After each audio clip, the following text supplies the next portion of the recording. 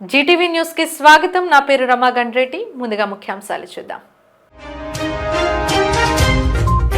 Little Angel school యాజమాన్య తీరును ఎండగడుతూ నిరసన చేపట్టిన సిఐటియు.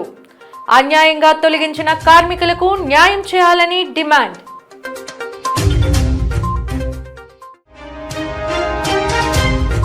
సంగివలస ఎన్ఆర్ఐ వైద్య కళాశాల మెడికో ఆత్మహత్యకు యాజమాన్యం బాధ్యత వహించాలి. కలెక్టర్ కి వినతి పత్రం అందజేసిన ఏబీవీపీ విద్యార్థి నాయకులు.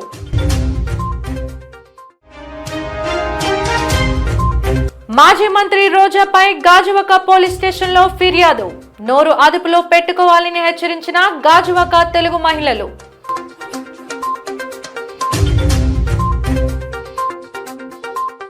విశాఖలో ఉన్న కార్పొరేట్ పాఠశాలలో ఒకటైన లిటిల్ ఏంజల్ స్కూల్ యాజమాన్యం అక్రమంగా తొలగించిన కార్మికులను విధుల్లోకి తీసుకోవాలని కోరుతూ సిఐటియు ఆధ్వర్యంలో నేడు జీవీఎంసీ గాంధీ పార్కులో వినూత్న నిరసన చేపట్టారు. మెడకు ఉరితాడు బిగించుకొని న్యాయం చేయాలంటూ నినాదాలు చేశారు. ప్రైవేట్ కాలేజీలు, స్కూళ్ల స్టాఫ్ అండ్ వర్కర్స్ యూనియన్ నేతృత్వంలో జరిగిన నిరసనను ఉద్దేశించి కార్మిక నాయకులు వై రాజు మాట్లాడుతూ, కార్మికులకు అనుకూలంగా లేబర్ కమిషనర్ ఇచ్చిన ఆదేశాలను లెక్క చేయకుండా లిటిల్ ఏంజల్ స్కూల్ యాజమాన్యం వ్యవహరిస్తున్న మొండి వైఖరిని విడనాడాలని డిమాండ్ చేశారు. గత అనేక సంవత్సరాలుగా లిటిల్ ఏంజల్లో పనిచేస్తున్న కార్మికులకు రావాల్సిన బెనిఫిట్స్ ఏ ఒక్కటి ఇవ్వకుండా గొడ్డు చాకరీ చేయించుకున్నారని, అదేంటని ప్రశ్నించిన పాపానికి విధుల నుండి తొలగించారని ఆరోపించారు. న్యాయం కోసం చేస్తున్న పోరాటాన్ని కక్షపూరితంగా పోలీసుల సహకారంతో అడ్డుకుంటున్నారని మండిపడ్డారు. వెంటనే తమ డిమాండ్లను పరిష్కరించకపోతే ఉద్యమం ఉధృతమవుతుందని హెచ్చరించారు. లక్షల రూపాయల్లో ఉన్నాయి, లక్షల రూపాయలు చెల్లించవలసి ఉంది. దాన్ని ఎగ్గొట్టడానికి యాజమాన్యం కార్మికుల్ని అనేక సంవత్సరాలుగా తన చుట్టూ తిప్పుకుంటూ ఆ కుటుంబాల్ని ఆకలి బాధలకు గురి చేస్తుంది. ఈ విషయంలో లేబర్ కమిషనర్ గారికి ఫిర్యాదు చేశాం.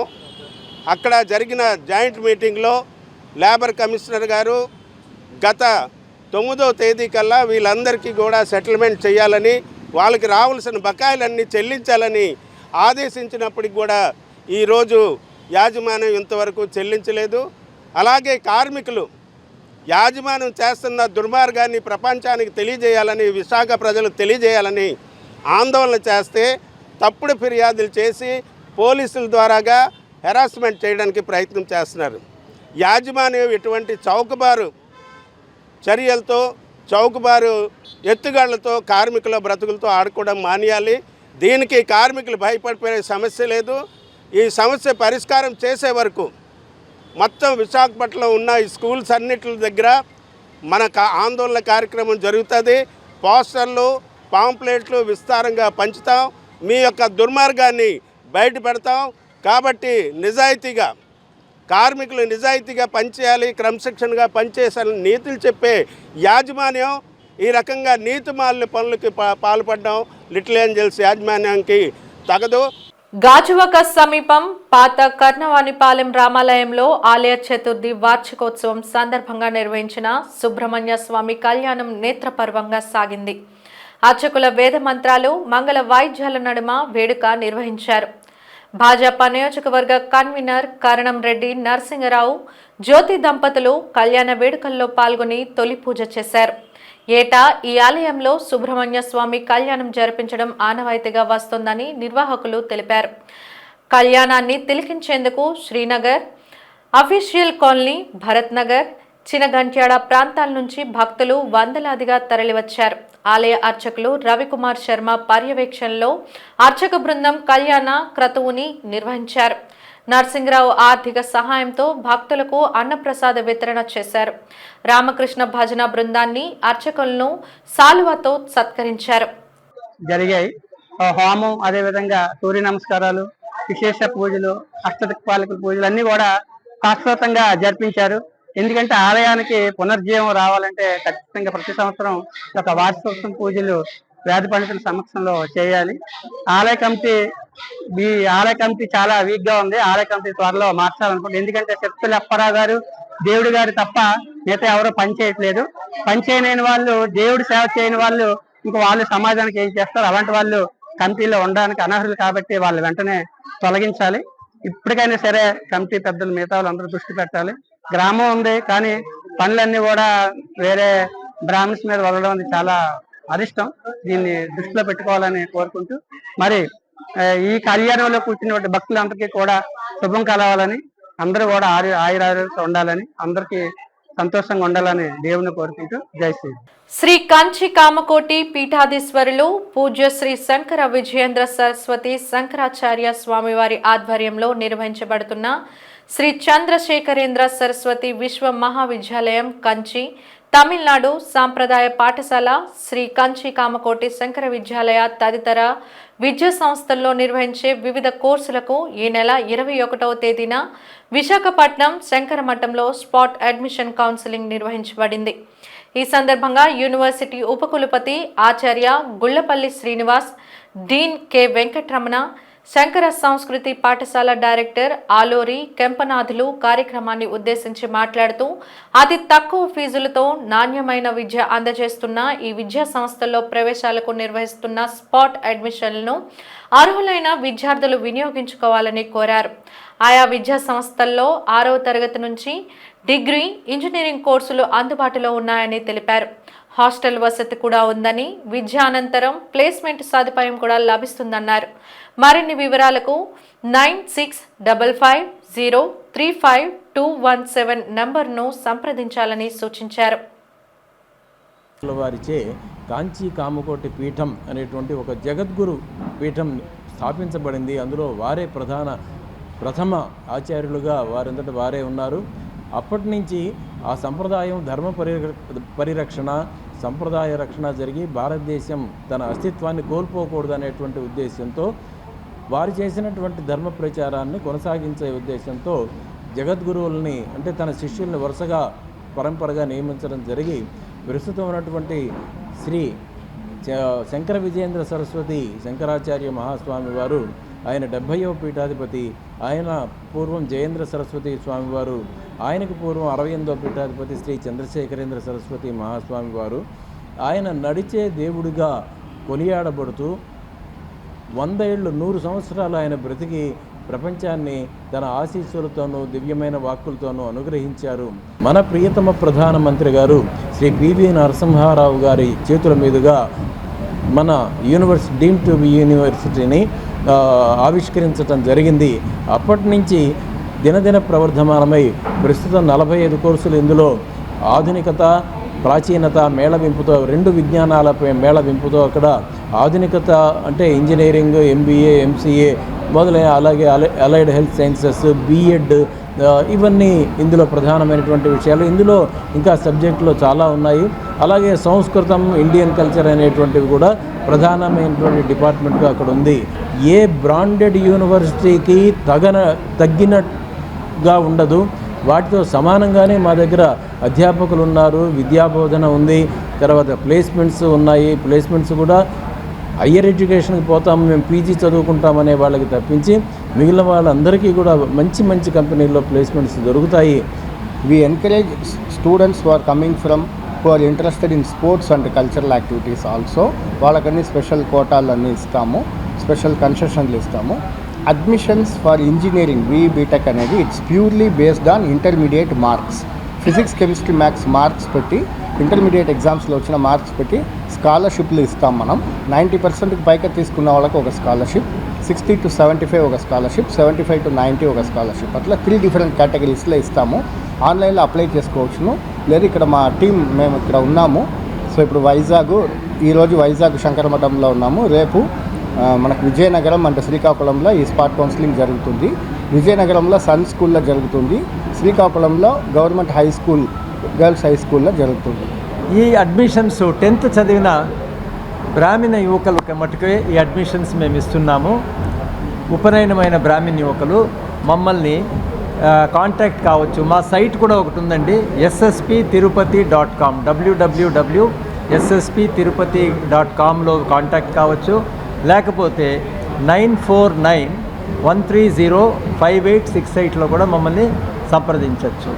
సంగివలస NRI మెడికల్ కాలేజ్ భవనం 4వ అంతస్తు నుంచి దూకి ఆత్మహత్యకు పాల్పడ్డ మెడికో ప్రణీత్ సిరం మరణానికి కారకులైన కళాశాల యాజమాన్యంపై కఠిన చర్యలు తీసుకోవాలని కోరుతూ అఖిల భారతీయ విద్యార్థి పరిషత్ ప్రతినిధులు విశాఖ కలెక్టర్ హరేంద్ర ప్రసాద్ కు వినతి పత్రం అందజేశారు. ఈ సందర్భంగా ఏబీవీపీ జిల్లా కన్వీనర్ ఉమ్మడి నితిన్ మాట్లాడుతూ వైద్య విద్యార్థి ప్రణీత్ ఆత్మహత్య వెనుక అనేక అనుమానాలు వ్యక్తమవుతున్నాయని, గతంలో కూడా ఎన్ఆర్ఐ వైద్య కళాశాలలో విద్యార్థి ఆత్మహత్య చేసుకోవడం, అదే కాకుండా మహిళా విద్యార్థులపై లైంగిక దాడులు వంటి ఘటనలు వెలుగు చూసిన తర్వాత కూడా కళాశాల యాజమాన్య తీరులో ఎటువంటి మార్పు రాలేదని వాపోయారు. వెంటనే కళాశాలపై చర్యలు తీసుకోవాలని, లేకుంటే విద్యార్థుల ఉద్యమం తప్పదని హెచ్చరించారు.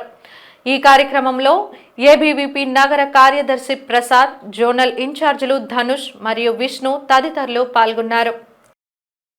గత శనివారం ఎన్ఆర్ఐ మెడికల్ కాలేజీ తగరపలసలో ఉన్నటువంటి ఎన్ఆర్ఐ మెడికల్ కాలేజీ 4వ అంతస్తు పై నుంచి దూకి ప్రణీత్ అనే విద్యార్థి ఆత్మహత్య చేసుకోవడం జరిగింది. ఆత్మహత్యకు గల కారణాలు ఏంటి అంటే తనని క్లాస్ రూమ్లో ఎవరైతే ఫ్యాకల్టీ ఉన్నారో ఇన్సల్ట్ చేసి మాట్లాడడం, తన ల్యాబ్ మార్క్స్ అవి తన ఎడ్యుకేషన్ పరంగా తనని ఒత్తిడి చేయడం, ఇవన్నిటిని చూసి తను బాగా చదువుకునే విద్యార్థి 4వ అంతస్తు మీద నుంచి దూకి ఆత్మహత్య చేసుకున్నాడు. అయితే ఈ ఘటనపై తక్షణమే జిల్లా యంత్రాంగం మొత్తం కూడా స్పందించి దర్యాప్తును ముమ్మరం చేసి ఆ ఆత్మహత్యకు గల కారణాలు ఏవైతే ఉన్నాయో, ఎవరైతే కారకులో ఎన్ఆర్ఐ మేనేజ్మెంట్ ఎవరైతే తనని ఆత్మహత్య చేసుకోవడానికి ప్రలంబించిందో వాళ్ళందరి మీద కూడా కఠిన చర్యలు తీసుకోవాలని చెప్పి అఖిల భారతీయ విద్యార్థి పరిషత్ డిమాండ్ చేస్తుంది. సమాజ అవసరాలు, డిమాండ్ ఉన్న వ్యాపారాలకు అభ్యర్థుల ఆసక్తికి అనుగుణంగా ఎస్సీ కార్పొరేషన్ రుణాలు మంజూరుకు జీవోలో మార్పులు తేవాలని విదసం ఐక్య వేదిక డిమాండ్ చేసింది. ఈ మేరకు కొన్ని సవరణలను సూచిస్తూ రాష్ట్ర ముఖ్యమంత్రికి వ్రాసిన వినతి పత్రంని నేడు కలెక్టర్కు సమర్పించారు. అనంతరం కలెక్టరేట్ ఆవరణలో విదసం కన్వీనర్ డాక్టర్ బూసి వెంకట్రావు మీడియాతో మాట్లాడుతూ ప్రభుత్వం నిర్దేశించిన షాపులకు మాత్రమే రుణాలు ఇస్తే వ్యాపారం సాగక సబ్సిడీ దుర్వినియోగం అయ్యే అవకాశం ఉందని, మారుతున్న వ్యాపార మార్గాలు యువత వ్యాపార అభివృద్ధికి అనువైన పథకాలను రుణ జాబితాలో చేర్చాలన్నారు. రుణాల జాబితాలో ఉన్నత చదువులు చదివి వారిని స్వయం ఉపాధి వైపు మళ్లించి స్వశక్తితో నిలదొక్కునేలా tent house, LED screen supplies, aquaculture మిషనరీలు, ట్రాక్టర్లు, వరి సాగుకు ఆటోమేటిక్ యంత్రాలు, కోళ్లు, గొర్రెలు, మేకల ఫారంలు, డెంటల్ ల్యాబ్, కంటి ల్యాబ్ యంత్రాల వ్యాపారాలను అందుబాటులోకి తేవాలని డిమాండ్ చేశారు. వీధుల్లో పళ్ళు, కూరగాయలు అమ్మే మహిళలను సైతం ప్రోత్సహించాలన్నారు. Fancy, general stores, xerox, medical షాపులకు కూడా రుణాలు ఇవ్వాలని డిమాండ్ చేశారు. కలెక్టర్ గారికి అందజేయడం జరిగింది. దాంట్లో టైప్ 1లో మొదటి పాయింట్ 2,95,000, ఇంచుమించు 2,95,000, అంటే 3 లక్షల లోపు ఉన్నటువంటి లోనికి ఒక పక్కనేమో 50% సబ్సిడీ అంటారు, బ్రాకెట్లో మ్యాక్సిమం ₹1,00,000 సబ్సిడీ అంటారు. అంటే 50% సబ్సిడీ ₹1,50,000 సబ్సిడీ రావాలి. కాబట్టి దాన్ని ₹1,00,000 సీలింగ్ని ఎత్తివేయాలని చెప్పి మేము అడుగుతున్నాం. రెండవది, దళిత మహిళలు చాలామంది వీధి వ్యాపారాలు చేసుకునే వాళ్ళు ఉన్నారు. పళ్ళు, కాయగూరలు, అరటిపళ్ళు, గాజులు, బట్టలు ఇవి వ్యాపారాలు చేసుకునే వాళ్ళు ఉన్నారు. వాళ్ళకి ఈ పథకంలో చోటు లేదు. ఒక 32 ఐటమ్స్ పెట్టారు. ఆ 32 ఐటమ్స్లో ఎక్కువ మంది వాడనవి.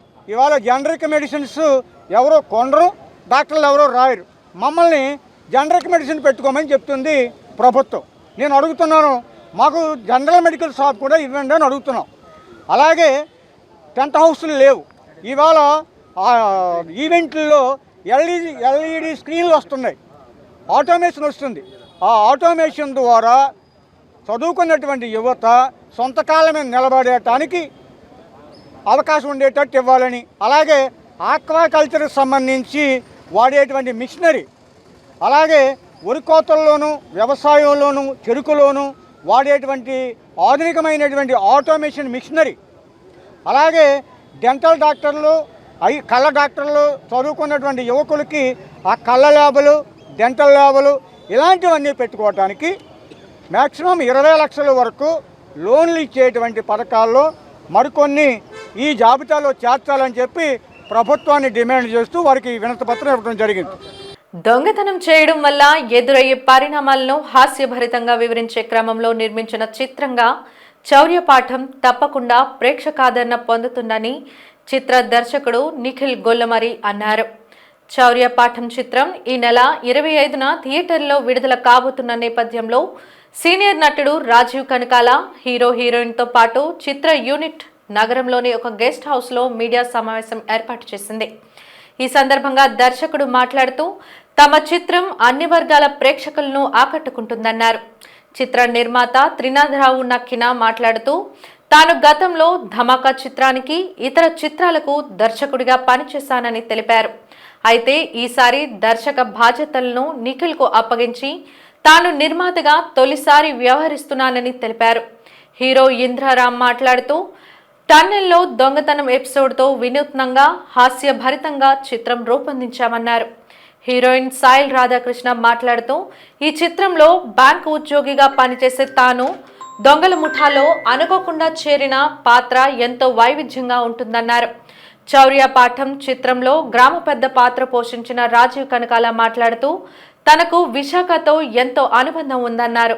విశాఖ ఎక్స్ప్రెస్తో పాటు పలు చిత్రాలలో హీరోగా, విలన్గా వివిధ రకాల పాత్రలతో ప్రేక్షకులకు ఎంతో చేరువయ్యానని తెలిపారు. చౌర్యపాఠం చిత్రంలో తన పాత్ర గతంలోని పాత్రల కంటే విభిన్నంగా ఉంటుందన్నారు. ఇది తమిళ, హిందీలో కూడా రిలీజ్ అవుతుంది.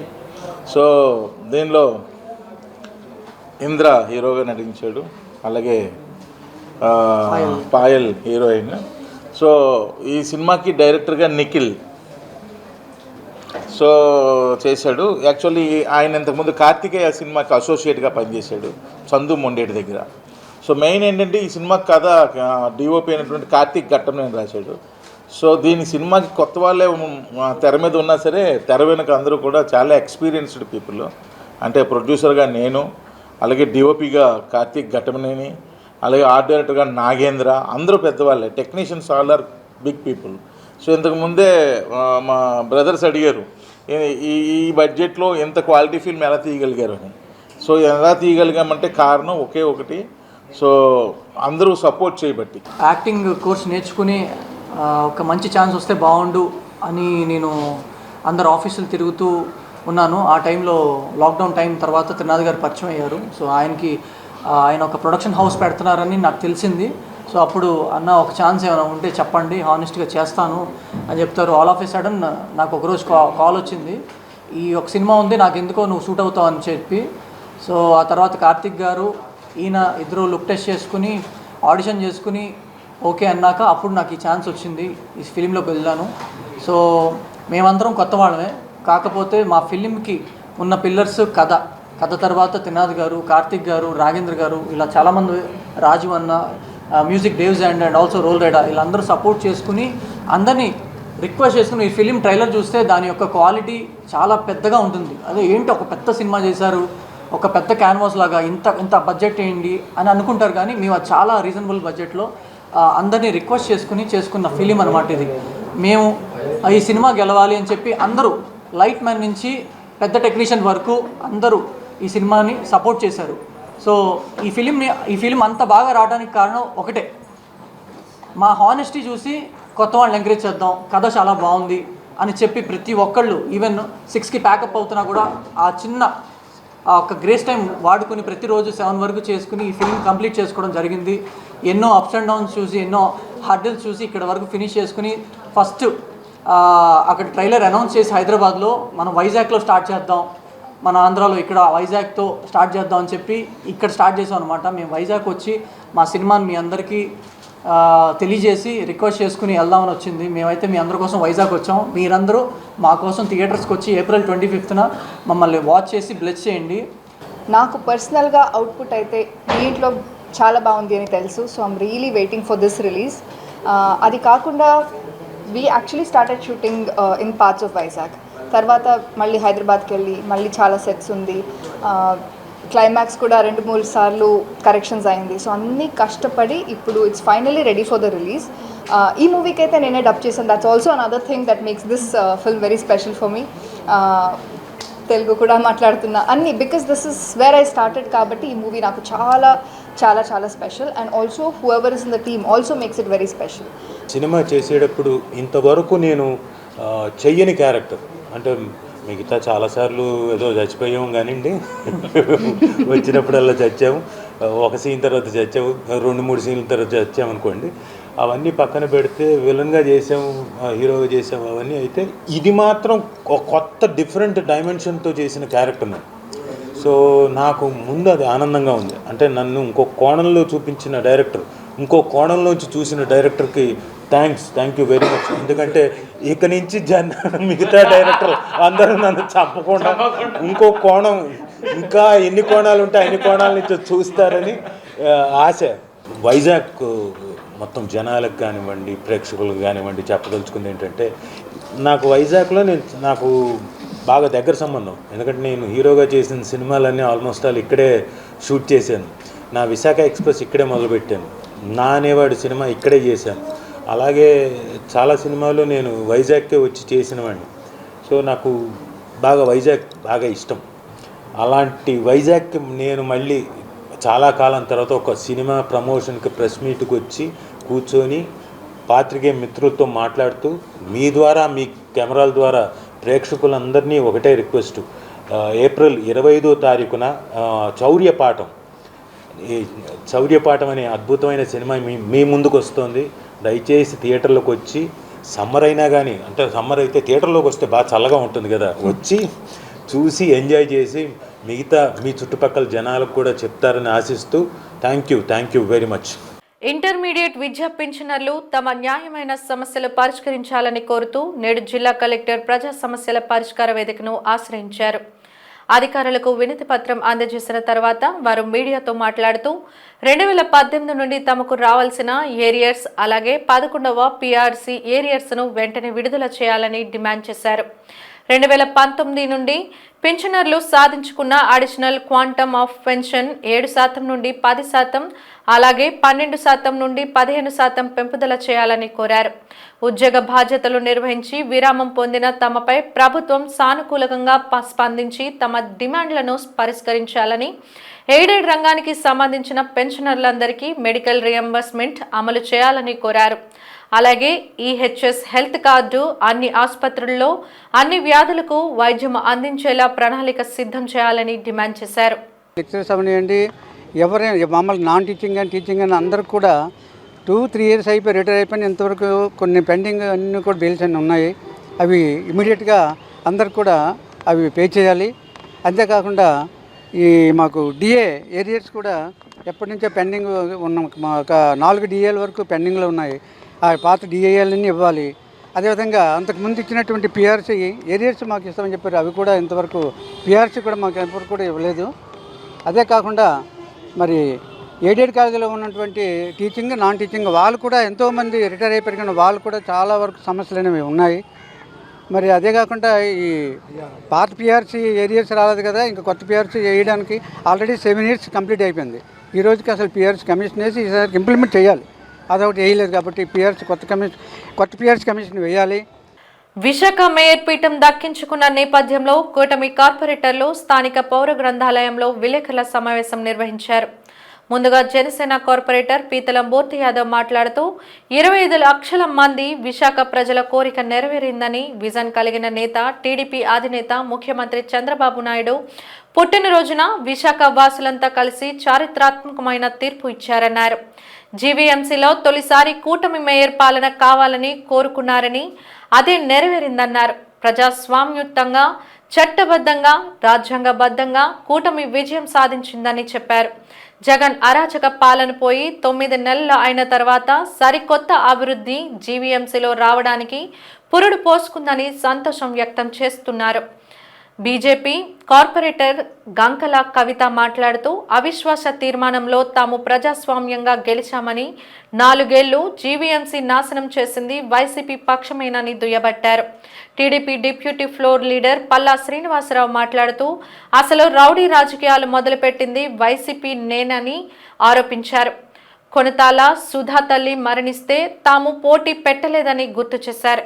జీవీఎంసీ ఎన్నికల్లో కనీసం నామినేషన్ వేయకుండా భయపెట్టారన్నారు. వస్తుంటే ఎందుకు వైసీపీ నేతలు ఇవాళ ఇష్టానుసారంగా ఉచ్చనీచాలు మరిచి మీరు ఎందుకు ఇలా మాట్లాడుతూ ఉన్నారు?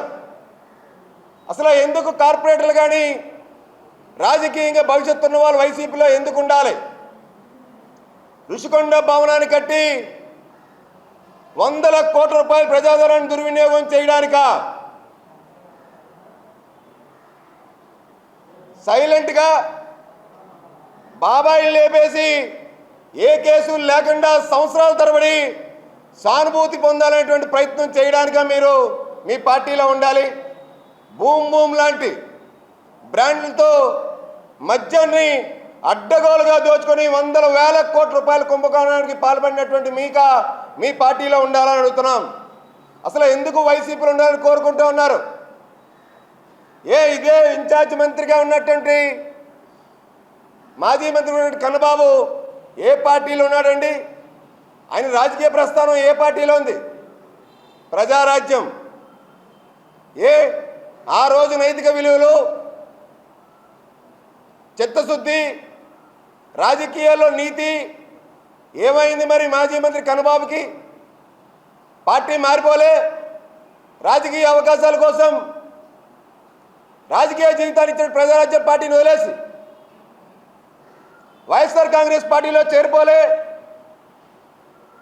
మరి ఆ రోజులో ఏం మాటలు చెప్పారు మీరు? వైసీపీలోకి వస్తే అభివృద్ధి కనిపిస్తుందన్నారు. ఇప్పుడు మా పార్టీలోకి వచ్చిన కార్పొరేటర్లు కూడా కూటమిలో అభివృద్ధి కనిపిస్తుందనే వస్తూ ఉన్నారు. ఏ ఒక్క కార్పొరేటర్ని కూడా మేము ప్రలోభ పెట్టలేదు. మీలాగా రాత్రి బుల్డోజర్లు పెట్టి, జేసీబీలు పెట్టి, పోలీస్ అధికారులు పంపించి వైసీపీ గుండాల్లాగా ఎక్కడా కూడా కూటమిలో ఉన్నటువంటి ఏ పార్టీ నేత కూడా ఏ ఒక్క కార్పొరేటర్ కానీ కార్పొరేటర్ కుటుంబాన్ని కూడా ఎక్కడ బెదిరించినటువంటి సంఘటన కానీ ఆ యొక్క దాఖలాలు కానీ లేవు. రుషికొండ ఐటీ హాల్ నంబర్ 3 సమీపంలో 97 ఎకరాల్లో ఐకానిక్ సిటీ ఆఫ్ గోల్డ్ పేరిట టౌన్షిప్ అందుబాటులోకి తీసుకురానున్నట్లు ప్రమోటర్స్ కె మురళీకృష్ణ, కె సంతోష్లు వెల్లడించారు. నగరంలో ఒక ప్రైవేట్ హోటల్లో ఏర్పాటు చేసిన విలేకరుల సమావేశంలో వారు మాట్లాడుతూ ఈ నెల 24న త్రిదండి చిన్నజీఆర్ స్వామి ప్రాజెక్టుకు శంకుస్థాపన చేయనున్నట్లు పేర్కొన్నారు. మొదటి దశలో 4,500 నుంచి 10,000 చదరపు అడుగుల విస్తీర్ణంలో 180 విల్లాలు నిర్మిస్తామని చెప్పారు. కమర్షియల్ కాంప్లెక్స్లు, convention centres, 5 star hotel, IT towers, premium apartments వంటి నిర్మాణాలు దశల వారీగా వస్తాయన్నారు. 45,000 చదరపు అడుగుల్లో విశాలమైన క్లబ్ హౌస్ నిర్మిస్తున్నామన్నారు. విశాఖ, తిరుపతిలో 5 స్టార్ హోటల్స్ అందుబాటులోకి తెస్తామని పేర్కొన్నారు. తన సొంత రాష్ట్రమైన ఆంధ్రప్రదేశ్లో భారీగా పెట్టుబడులు పెట్టాలనే ఉద్దేశంతో విశాఖలో శ్రీరామ్ ప్రాపర్టీస్ దగ్గర విల్లాల నిర్మాణం చేపట్టామని, ఎన్సీసీకి చెందిన భూమిలో iconic city of gold township తీసుకువస్తున్నామని వివరించారు. రియల్ ఎస్టేట్ రంగంలో తమకు 25 ఏళ్ల సుదీర్ఘ అనుభవం ఉందని, బెంగళూరులో గార్డెన్ సిటీ రియల్టర్స్ పేరుతో, హైదరాబాద్లో సైబర్ సిటీ పేరుతోనూ వేలాది అపార్ట్మెంట్లు, విల్లాలు విక్రయించామని చెప్పారు. నిర్మాణ రంగంలో ప్రప్రథమంగా గ్రీన్ బిల్డింగ్ కాన్సెప్ట్ ప్రవేశపెట్టామన్నారు. ఈ సందర్భంగా ఐకానిక్ సిటీ ఆఫ్ గోల్డ్ బ్రోచర్ను ఆవిష్కరించారు. In the phase 1, which is launching on 24th of April, we're launching the product called Iconica City of Gold, which is basically ultra luxurious villas. Okay, 4 BHK and 5 BHK villas. One of the high-end specifications of the villas, and we are definitely creating one of the biggest clubhouses in the city. And I think it's definitely going to be one of the most exclusive communities in Visakhapatnam. Okay, and one of the most unique features about that project is its location. It's located right in the heart of IT Hills and Rishikonda, which means that it's only 30 minutes away to the new airport. It's 5 minutes to your biggest colleges and schools like Geetham. It is 5 minutes away to your IT hub and business districts. మేము very prestigious township వైజాగ్లో launch అయిపోతున్నాము. 24న GR స్వామి గారు వచ్చి ఆయన blessing తోటి శంకుస్థాపన పూర్ణాహుతి ఆ రోజు జరుగుతుంది. ఆ రోజు నుంచి లాంచ్ అయిపోతున్నాము. ఇందులో ఫేజ్ 1 180 విల్లాస్ వస్తున్నాయి. తర్వాత ఈ టౌన్షిప్లో అపార్ట్మెంట్స్ వస్తాయి, అన్ని కేటగిరీల అపార్ట్మెంట్స్ వస్తాయి, సీనియర్ లివింగ్ వస్తుంది. తర్వాత 5 స్టార్ హోటల్ కడుతున్నాము, షాపింగ్ మాల్ పెడుతున్నాము, దేవతకి బిగ్గెస్ట్ కన్వెన్షన్ సెంటర్ పెడుతున్నాము, హాస్పిటల్ వస్తుంది, స్కూల్ వస్తుంది. It is a integrated township of very very prestigious in Vizag. ఆంధ్రప్రదేశ్కే ప్రెస్టీజియస్ టౌన్షిప్ కడుతున్నామండి. రాష్ట్ర ముఖ్యమంత్రి తెలుగుదేశం పార్టీ జాతీయ అధ్యక్షులు నారా చంద్రబాబు నాయుడు జన్మదినోత్సవ సందర్భంగా జిల్లా తెలుగుదేశం పార్టీ కార్యాలయంలో రాష్ట్ర cooperative oil seeds growers federation chairman, జిల్లా తెలుగుదేశం పార్టీ అధ్యక్షులు గండి బాబ్జీ అధ్యక్షతన వేడుకలు ఘనంగా జరిగాయి. ఈ సందర్భంగా ఆయన మాట్లాడుతూ సీఎం చంద్రబాబు 75 ఏళ్ల వయసులో యువకునిలా పనిచేస్తున్నారన్నారు. 7 లక్షల కోట్ల రూపాయలు పెట్టుబడులు తీసుకువచ్చారని అన్నారు. సీఎం చంద్రబాబు పుట్టినరోజు సందర్భంగా మెగా డిఎస్సికి నోటిఫికేషన్ ఇచ్చారన్నారు. సీఎం చంద్రబాబుకు భగవంతుడు ఆయురారోగ్యాలు ఇవ్వాలని కోరారు. మరో 2 పర్యాయాలు చంద్రబాబు ముఖ్యమంత్రి అవడం ఖాయమని జోస్యం చెప్పారు. భావితరాల భవిష్యత్తు కోసం ఆలోచించే గొప్ప దార్శనికుడు చంద్రబాబు అని కొనియాడారు. శాసనమండలి విప్ వేపాడ చిరంజీవి మాట్లాడుతూ సంక్షోభాన్ని అవకాశాలుగా మార్చుకునే వ్యక్తి చంద్రబాబు అని కొనియాడారు. చంద్రబాబును జైల్లో పెడితే 79 దేశాల్లో ప్రజలు రోడ్లపైకి వచ్చారని గుర్తు చేశారు. ముందుగా కేక్ కట్ చేసి కార్యకర్తలు రక్తదానం చేశారు. రాష్ట్రానికి ఒక విజన్ ఉన్న నాయకుడు, ఆంధ్రుల యొక్క గౌరవాన్ని, ఆంధ్రుల యొక్క స్థానాన్ని, తెలుగు ప్రజల యొక్క స్థానాన్ని ప్రపంచంలో నెంబర్ 1 స్థాయికి తీసుకువెళ్ళాలి అని కలలగనే వ్యక్తి శ్రీమాన్ నారా చంద్రబాబు నాయుడు గారు. చంద్రబాబు నాయుడు గారు అంటే అందరికీ గుర్తొచ్చేది విజనరీ. ఏంటి ఆయన విజనరీ? మనందరికీ తెలుసు. మొన్న 52 రోజులు ప్రతిపక్షంలో మనం ఉన్నప్పుడు 52 రోజులు చంద్రబాబు నాయుడు గారిని జైల్లో పెడితే ప్రపంచవ్యాప్తంగా 79 దేశాల్లోని ప్రజలంటే సామాన్య వ్యక్తులు కాదు, లక్షల కొద్దీ జీతాలు తీసుకునే ఐటీ నిపుణులందరూ రోడ్డు మీదకి వచ్చి చంద్రబాబు నాయుడు గారి యొక్క అక్రమ అరెస్టును ఖండించారు అంటే అర్థం అది చంద్రబాబు నాయుడు గారి యొక్క విజన్. నేను చదువుకునేటప్పుడు, బహుశా మీరు చదువుకునేటప్పుడు, నేను చదువుకునేటప్పుడు మా మండలంలో ఒక ఇంజనీరింగ్ స్టూడెంట్ ఉండేవాడు. వాళ్ళ ఇంటికి వెళ్ళి ఇంజనీర్ ఎలా ఉంటాడో చూసి వచ్చేవాళ్ళం మేము. అంటే ఇంజనీర్లు కనపడేవారు కాదు మేము చదువుకునేటప్పుడు. అలాంటిది భవిష్యత్ అంతా ఇంజనీర్లమయమని భావించి ఐటీకి ప్రాధాన్యత ఇచ్చి ఇంజనీరింగ్ కాలేజీలకి ఆంధ్రప్రదేశ్ రాష్ట్రంలో ఎక్కువ అనుమతులు ఇచ్చి ఈరోజు ప్రతి గ్రామంలో, ప్రతి ఇంట్లో ఒక ఇంజనీరు తయారయ్యేటట్టు ఇంజనీరింగ్ విద్యను అభివృద్ధి చేసిన విజనరీ నాయకుడు చంద్రబాబు నాయుడు గారు. అది విజన్ అంటే. సంక్షోభంలో ఎప్పుడు కూడా ఆయనే ప్రజలందరికీ వినిపిస్తాడు, కనిపిస్తాడు. 1984లో ఎన్టీ రామారావు గారు గుండె ఆపరేషన్ నిమిత్తం ఫారెన్ వెళ్ళినప్పుడు, యుఎస్ వెళ్ళినప్పుడు తిరిగి వచ్చే టైంకి ఆ ఎన్టీఆర్ ముఖ్యమంత్రి పదవిని ఆక్రమించినప్పుడు అలాంటి సంక్షోభంలో చంద్రబాబు నాయుడు గారు తన తెలివితేటలు ఉపయోగించి చాలా చాకచక్యంగా పార్టీకి వెన్నుదన్నుగా ఆ రోజే నిలబడ్డాడు. ఆయన వయసుకి తగ్గ పని చేస్తున్నాడా, మించి పని చేస్తున్నాడా అని ఆలోచన చేస్తే ఈవేళ 75 సంవత్సరాల మనిషి ఎవరు ఇంట్లో పడుకుంటారు. మరి యూరప్ వెళ్ళాడంటే పక్కాగా మనం 4-5 చొక్కాలు కోట్లు వేసుకుని మనం తిరగలేము. కానీ ఆయన కనీసం ఆయన ప్యాటర్న్ డ్రెస్ ఏదైతే ఉందో ఆ డ్రెస్తో తిరిగి అందరినీ ఆశ్చర్యపరిచి అన్ని కంపెనీల పెద్దలతో మాట్లాడి ఈవేళ మన రాష్ట్రానికి మీకు తెలుసు సుమారు 7 లక్షల కోట్ల రూపాయల అగ్రిమెంట్లు తీసుకొచ్చారు. ముఖ్యంగా ఈవేళ మన ప్రభుత్వానికి కానుకిచ్చినట్టు లెక్క. మరి మేసారి తెలిసి ఉంటుంది, సుమారు 18,000, 16,000 అన్నారు కానీ ఈవేళ 18,000 ఉద్యోగాల నోటిఫికేషను ఈరోజే ఇచ్చారు చంద్రబాబు నాయుడు గారికి. అది కానుగా ఇచ్చినట్టు లెక్క అని చెప్పి నేను అభిప్రాయపడుతున్నా. ఎందుకంటే చాలా రోజుల నుంచి ఈ డిఎస్సి పెండింగ్ అయిపోయింది. గత 10 సంవత్సరాల నుంచి కూడా ఎటువంటి టీచర్ పోస్టు తీయలేదు. సో ఈవేళ అది మొదలుపెట్టారు. ఇదే కాకుండా అన్ని డిపార్ట్మెంట్లో ఉన్న ఉద్యోగాలు కూడా రాబోయే రోజుల్లో వేస్తారు. గోపాలపట్నం గ్రామదేవత పైడితలమ్మ పండుగ పోస్టర్ ని శాసనసభ్యులు గణబాబు ఆవిష్కరించారు. గోపాలపట్నం టీడీపీ కార్యాలయంలో జరిగిన పోస్టర్ ఆవిష్కరణ కార్యక్రమాన్ని ఉద్దేశించి ఎమ్మెల్యే గణబాబు మాట్లాడుతూ మే 4 నుండి 6వ తేదీ వరకు జరగబోయే పైడితల్లమ్మ ఉత్సవాన్ని అత్యంత ఘనంగా నిర్వహించేందుకు సన్నాహాలు చేశారని పేర్కొన్నారు. ఆలయ కమిటీ సభ్యులు గడిచిన 30 సంవత్సరాలుగా ఈ సంబరాన్ని జరిపిస్తున్నారని తెలిపారు. మే 4న పుట్టబంగారం తీసుకురావడంతో పండుగ మొదలవుతుందని చెప్పారు. 6 తెల్లవారుజామున అమ్మవారికి పంచామృతాలతో అభిషేకం నిర్వహిస్తారని, అదే రోజు సాయంత్రం విద్యుత్ దీపాల వెలుగులో పలు సాంస్కృతిక కార్యక్రమాలు నిర్వహించనున్నట్లు తెలిపారు.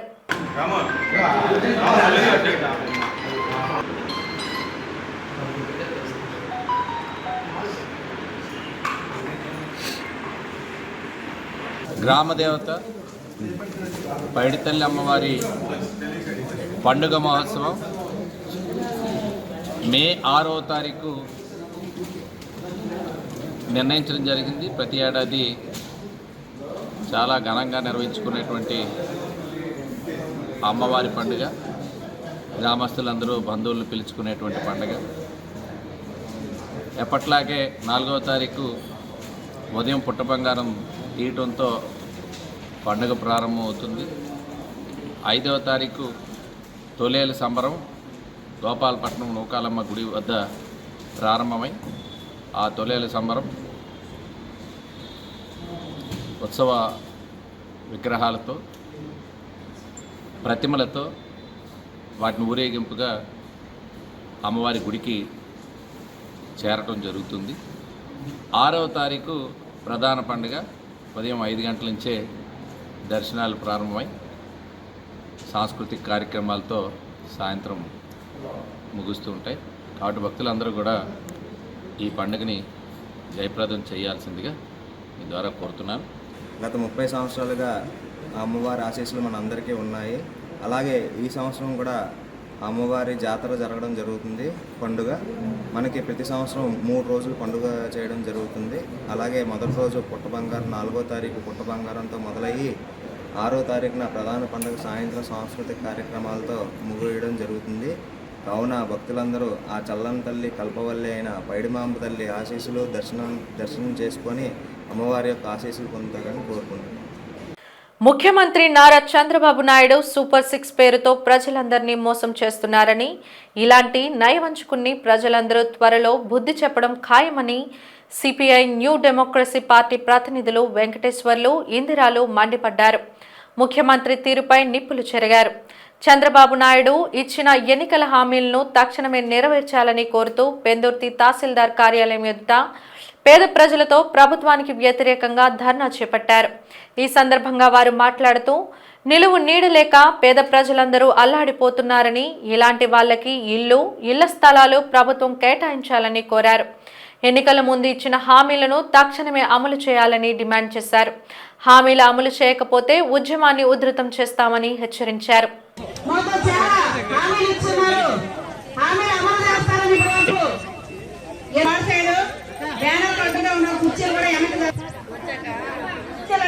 ఈరోజు సిపిఐ డెమోక్రసీ రాష్ట్ర పార్టీ రాష్ట్ర వ్యాప్తంగా కూటమి ప్రభుత్వం ఏదైతే దాదాపు 10 నెలల క్రితం అధికారంలోకి వచ్చిందో, అధికారంలోకి వచ్చే ముందు ఎన్నికల సందర్భంలో టీడీపీ జనసేన పార్టీలు రెండు ముఖ్యంగా వాళ్ళు ఒక ఎజెండాని తయారు చేసి ఎన్నికల సందర్భంగా హామీలను ఇచ్చారు. సూపర్ 6తో పాటు మొత్తం కలిపి 176 హామీలు ఇచ్చారు. ఆ హామీలను అమలు చేస్తారని ఇలా రాష్ట్ర ప్రజలు పెద్ద ఎత్తున ఎదురు చూశారు. ఆ హామీలు కూడా వాళ్ళకి గెలవడానికి కారణమయ్యాయి. మరి ఈరోజు ఆ హామీలను అమలు చేయకుండా నామాత్రంగా కొన్ని మాత్రమే అమలు చేసి మెజారిటీని అమలు చేయకుండా కేవలం 5-6 మాత్రమే అమలు చేశారు. మిగతావని కూడా ఆ అమలు చేసిన వాటిలో కూడా అనేక రకాల కోతలు పెట్టారు. మొత్తం అందరికీ వాటిని వర్తింపజేస్తామని చెప్పేసి ఆ పథకాలను కూడా కోతలు పెట్టిన పరిస్థితి అనేది ఉంది. కాబట్టి 176 హామీలు ఏవైతే ఇచ్చారో ఆ హామీల్ని అమలు చేయాలని డిమాండ్ తోటి ఈరోజు రాష్ట్ర వ్యాప్తంగా మేము ఈ కార్యక్రమం చేపట్టాం. పేద వర్గాలకు ఎవరికి ఇల్లు లేవు, 2 సెంట్లు ఇస్తామన్నారు. ఈ సూపర్ 6 పథకాలు పేదలకు అందుబాటులో ఉన్నాయి. పేదల కోసమనే మేము గద్దెక్కాము, పేదల బ్రతుకులు మార్చడం కోసమనే గద్దెక్కాము అనే ఈ కూటమి ప్రభుత్వాలు సూపర్ 6 అనే పథకాలు అమలు ప్రవేశపెట్టారు. దాంట్లో కొంతవరకే ఒక 4 ఎన్నో ప్రవేశపెట్టారు. 176 అవన్నీ ప్రవేశపెట్టి దానిలో పేదలకు అందిని ఒక్కటి కూడా లేవు.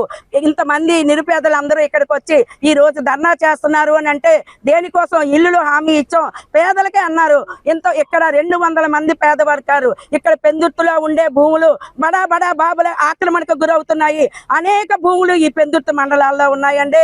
పెందుర్తి భూములన్నీ అన్యాక్రాంతం అయిపోతున్నాయి. ఇక్కడ ఉండే నిరుపేదలకు ఇల్లు లేవు, చెట్టు కింద ఉంటున్నట్టుగానే ఉంటున్నారు. ప్రకటనల వరకు ప్రతి పేదవాడికి ఇల్లులు ఇచ్చాము, ప్రతి పేదవాడికి ఉండడానికి ఇల్లు, కట్టుకోవడానికి బట్ట, తినడానికి ఇల్లు ఇచ్చామని బోటుగా ప్రకటనలే చేస్తున్నారు. కానీ ఆ ప్రభుత్వం అమల్లో చేయలేదు, ఈ ప్రభుత్వం అమల్లో చేయలేదు. సూపర్ 6 అంటే ఏంటనేది మాకే అర్థమై చావట్లేదు. రాష్ట్ర టీడీపీ అధ్యక్షులు గాజువాక శాసనసభ్యులు పల్లా శ్రీనివాసరావుపై మాజీ మంత్రి ఆర్కే రోజా అనుచిత వ్యాఖ్యలు చేశారని, ఆర్కే రోజాని అరెస్టు చేయాలని గాజువాక తెలుగు మహిళలు గాజువాక పోలీస్ స్టేషన్లో ఫిర్యాదు చేశారు. ఈ సందర్భంగా వారు మాట్లాడుతూ ఉన్నతమైన స్థాయిలో ఉండి పల్లా శ్రీనివాసరావుతో పాటు తెలుగుదేశం పార్టీ నాయకులు అందరినీ నోటికి వచ్చినట్టు మాట్లాడడం సరికాదని అన్నారు. ఆర్కే రోజా నోరు అదుపులో పెట్టుకోవాలని, భావితరానికి నేటి యువతికి మంచి సందేశాలు ఇవ్వాలే తప్ప ఇలాంటి బూతు పురాణాలను వ్యాఖ్యానించడం సరికాదన్నారు. ఇప్పటికైనా రోజా మారకపోతే రాష్ట్ర వ్యాప్తంగా తెలుగు మహిళలందరూ ఆందోళన చేపడతామని హెచ్చరించారు. రోజా మాట్లాడిన వీడియోస్ గాజువాక పోలీస్ స్టేషన్లో అందజేశామని తెలిపారు. ఈ కార్యక్రమంలో డ్వాక్రా అంగన్వాడీ రాష్ట్ర కమిటీ అధికార ప్రతినిధి ఎర్ర మధులత, నమ్మి పుష్పలత, దేవి తదితరులు పాల్గొన్నారు. గోలలో మా అధ్యక్షుడైన పల్లా శ్రీనివాసరావు గారి మీద ఆర్కే రోజా మాజీ మంత్రి గారు అనుచిత వ్యాఖ్యలు చేయటం జరిగింది. కాబట్టి ఆవిడ మీద చర్యలు తీసుకోవాలని చెప్పేసి మా మహిళలందరూ కలిసి ఈరోజు గాజువాక స్టేషన్లో కంప్లైంట్ ఇవ్వటం జరిగింది. ఎందుకంటే ఆవిడ మంత్రి అయింది, ఎమ్మెల్యే అయింది, కానీ ఆవిడకి ఎలా ప్రవర్తించాలో ఎలా మాట్లాడాలో కూడా తెలియదు. ఎందుకంటే ఉన్నతమైన పదవులు చేసినప్పుడు ఎలా ఉందాతనంగా ఉండాలి, 10 మంది ఆదర్శంగా తీసుకోవాలి. ఆవిడని చూసి ఎవరైనా మహిళలను చూస్తే అమ్మ అనేలా ఉండాలి, కానీ నీ అమ్మ అనేటట్టుగా మాట్లాడకూడదు. అందుకని చెప్పేసి ఇది కరెక్ట్ కాదు. సమాజానికి మనం ఏం మెసేజ్ ఇస్తున్నాము? రేపు పిల్లలు కూడా మనం చూసి ఇదే నేర్చుకుంటారు కదా. మీ ఇంట్లో పిల్లలు కూడా ఇలాగే నేర్చుకుంటారు. రేపు నువ్వు మాట్లాడినప్పుడు మీ పిల్లలు కూడా మాట్లాడని గ్యారెంటీ ఉంది. అయ్యా ఆర్కే సెలవుమణి గారు, మీ ఆవిడే చెప్పండి, మీరైనా బుద్ధి చెప్పండి.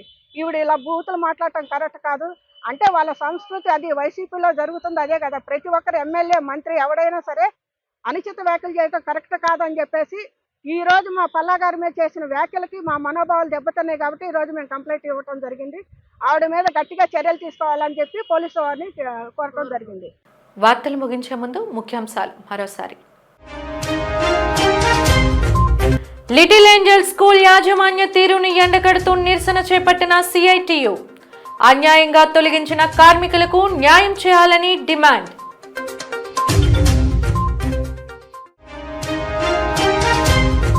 సంగివలస ఎన్ఆర్ఐ వైద్య కళాశాల మెడికో ఆత్మహత్యకు యాజమాన్యం బాధ్యత వహించాలి. కలెక్టర్ కి వినతి పత్రం అందజేసిన ఏబీవీపీ విద్యార్థి నాయకులు.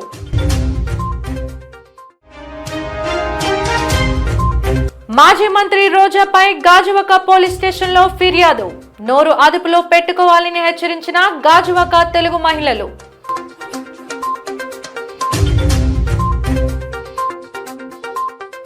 జీటీవీ న్యూస్ ఇంతటితో సమాప్తం. నమస్కారం.